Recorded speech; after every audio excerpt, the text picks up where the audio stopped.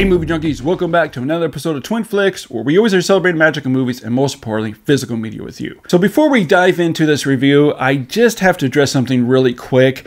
Something that I've been noticing more and more of lately with 4K reviews, particularly pertaining to 80s films in 4K. Reviews on YouTube or social media, or just general people discussing a 4K title, constantly give a 4K title a negative review because they're claiming the 4K was washed out with DNR scrubbing and smoothing out the image. They're doing this to the point of encouraging people not to buy it, even exclaiming avoid at all costs. Now granted, there are some 4K titles that do have this problem with heavy grain management, making the image look very waxy. The first off the top of my head is Terminator 2. However, vast majority of newer 4K releases do not have this. So then why do so many claim that these 4Ks do have this? First of all, many films shot in the 80s were shot under soft focus, sometimes with an overuse of soft focus, which creates a very soft and even a flat image.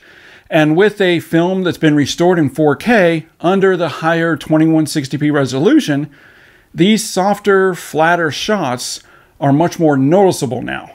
When compared to before with the lower resolution of DVD or Blu-ray, which is 720 or 1080p, it just wasn't as apparent. Also, what people fail to realize is that there's a lot of films, especially in the 80s, that were not shot with heavy grain. So what's happening here is that people are seeing this and they just end up chalking it up to the studio ruined the movie with heavy DNR scrubbing and smoothing out the image, when really they didn't. And all this just hurts physical media. You're encouraging people not to buy it. In fact, I've had some tell me in DMs they canceled their order because of this one review they saw on YouTube or social media, when it really just comes down to the fact that they don't understand what they're looking at and are assuming the image is scrubbed when in fact it isn't. So my whole point here is, when reviewing or giving thoughts on a 4K title, do your research. Find out why the image looks like it does,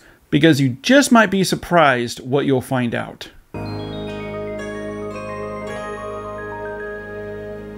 So why am I bringing all this up in the first place? Well, it's because of today's 4K UHD title of Footloose. And I've been seeing this just being trashed, with people exclaiming that it's very heavily scrubbed. But is that really the case? Well, we're going to find out very soon in my comparison review. Now, Paramount unfortunately hasn't released any information on this new 4K scan, which I'll get into a little bit more in my review. Alright, so let's kick off our shoes and get loose with Kevin Bacon in 4K with Footloose on 4K UHD and compare it to the previous released Blu-ray.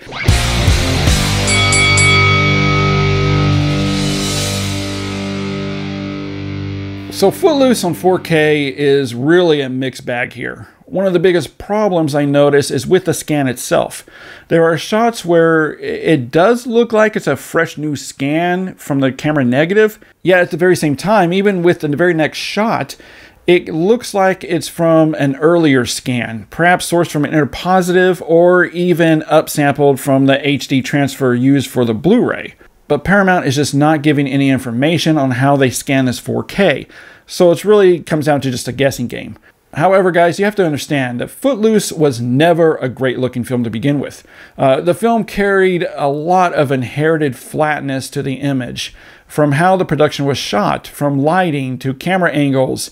Many shots looked like it was just quick point and shoot camera shots, very one flat shots. Even dark interiors always had bad crushed shadows, along with focus issues, with an overuse of soft focus, or even other times actors' close-ups look a little blurry while it's very sharp behind them. Really, everything you're seeing in this 4K is really inherited, and why this movie just never really looked great on home media. But with all that said, this 4K still vastly improves over the Blu-ray in many areas.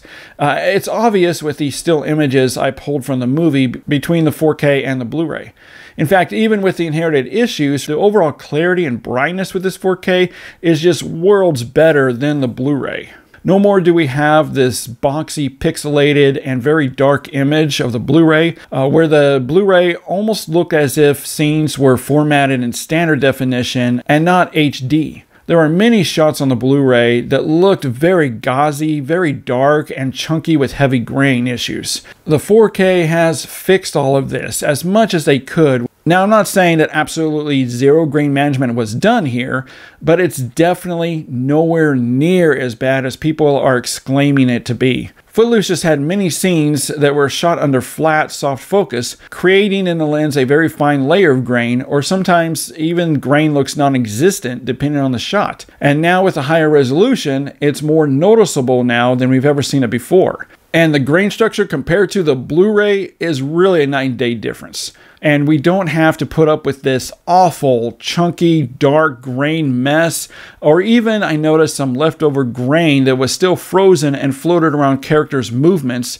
due to generational loss. And the natural grain field on this 4K looks much better now. Now, as far as the color reproduction, Footloose color palette was never designed to carry bright, vibrant, candy colors. It's definitely a much more natural, toned-down palette, relying more on grounded, neutral tones. However, the HDR10 and Dolby Vision grading does give the colors a very nice facelift, only enhancing the colors already there.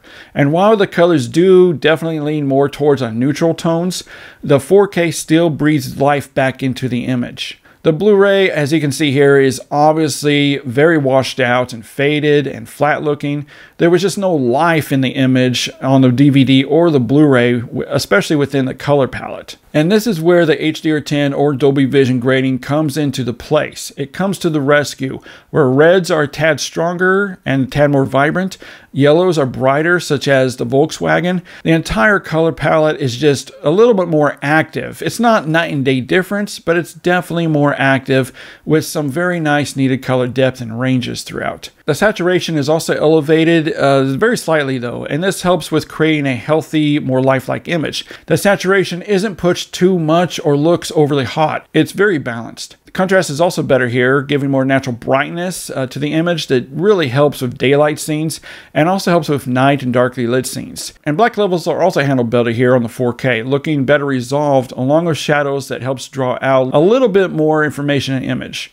Helping these shots look just a little bit more authentic than we had on the Blu-ray. Now, the details and texturals of Footloose are definitely not active. It's not an extremely active movie. And all the details and the look of the film are held back from the different inherited issues. This 4K, however, still looks sharper and clearer than I've ever seen it before, and way better than the Blu-ray, that again looked very flat. There was just no depth in the image on the Blu-ray. Now, I will say, however, because of the high resolution, the inherited softer shots do tend to stand out much more, especially with distant shots. But still, the depth is very good, and there's a little more three-dimensionality in the image. So overall, while I wouldn't say this 4K UHD is a game changer, however, when you think about it and take into account the mess Paramount had to work with and how every previous home media release looks compared to the 4K, this 4K is absolutely a clear winner. So the video score for Footloose on 4K UHD from Paramount, I'm giving it a 3.5 out of 5. I wouldn't tell you to run out and grab this one immediately and upgrade it, but it's definitely worth upgrading when you get the chance from your Blu-ray, especially if you're a fan of the movie. All right, now let's dive into the audio presentation, and the audio is the same 5.1 mix that we had on the previous release Blu-ray, which still sounds fantastic, especially with all the pop tracks. The low ends carry some nice weight here and there, again, with especially with the music, and dialogue is clear and distinct.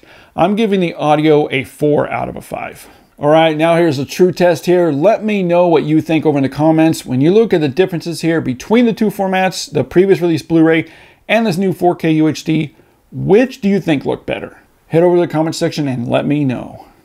All right, guys, well, thanks so much for hanging out with me for a few minutes here and comparing the 4K UHD of Footloose to the previous release Blu-ray. Let's get that out of here. As always, guys, keep physical media alive, and we'll see you next time.